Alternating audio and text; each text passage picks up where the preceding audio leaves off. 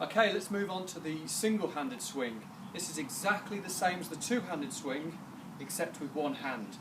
The only major difference is it's going to try and pull the body into rotation as you come down.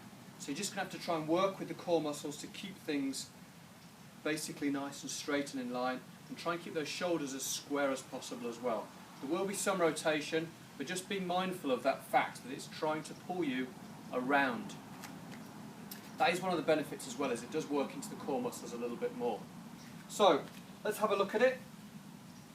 Feet are going to be shoulder width apart, just like before. Pretty much everything's going to be the same as the double-handed swing.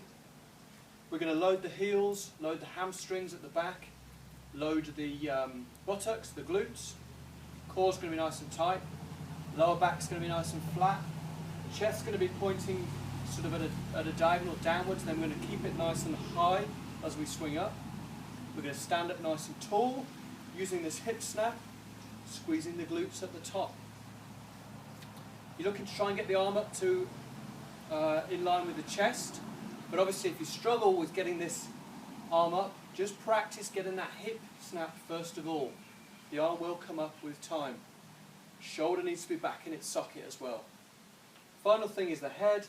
We just need to make sure the head follows the swing, which makes sure that the neck is in alignment with the rest of the back. So let's take a look at it in motion. So start with a kettlebell in front, loading those heels. We're going to take a good hike back, and then from here snap forward. This first drive is the most powerful of all of the parts of the kettlebell swing, because we've got to get it from here nice and aggressively up into the air. From there we're just going to have a nice steady movement, snapping the hips forwards. Okay, remember the wrist just goes to the inner thigh, goes no deeper.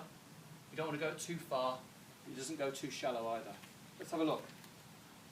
Point it back and drive. Snap through. The head working.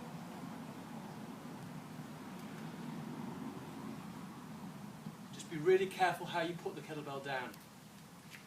What a lot of people find is when you start swinging with the one hand, your technique actually starts to improve, because the kettlebell's a little bit heavier, and that means you have to start using your hips a little bit more.